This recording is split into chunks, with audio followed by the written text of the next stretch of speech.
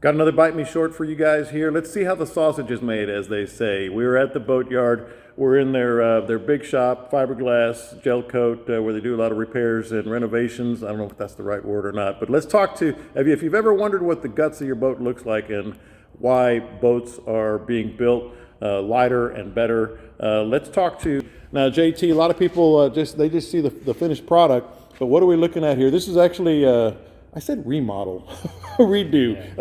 You're fixing up a boat here. This is going to be for yourself, isn't it? Yeah, it's a 1979 little ski racer speedboat. All right. And it'll give a lot of people a good idea of what kind of their underside of their boat looks like. So this is the transom here. So what this is this Coosa board composite material. It's very light. It's fiberglass in a really high density foam. So this thing, even the small piece, won't bend much.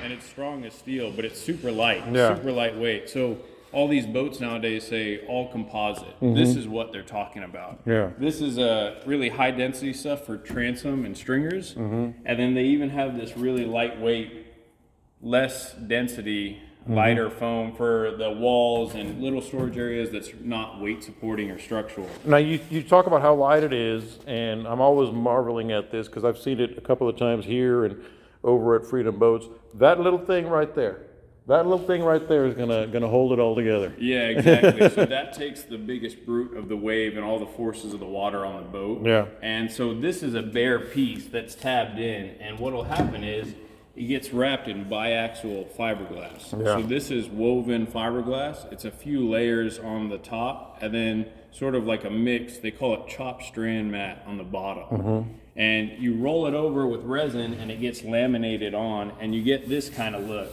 So when that composite board is covered in the biaxial glass, it makes it super strong, it's super light, and it's not going anywhere. correct, yeah, it's the way to go. All right, let's look at some of the stuff here. I know people are just interested in your shop here.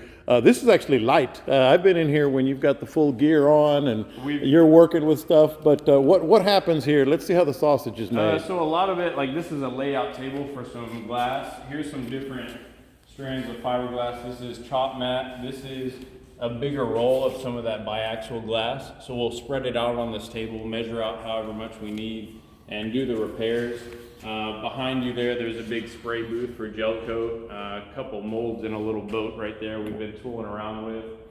We've had 9, 10, 12 boats in here at a time, all getting little repairs done. You know, this room keeps us out of the heat, and during the winter it actually keeps everything warm. You need about at least 70 degrees for good resin, adherence, gel coat stuff. So yeah, it's really empty right now. We've kicked a lot of stuff out, so it means we're doing all right. That means you're doing your job. Yeah. All right.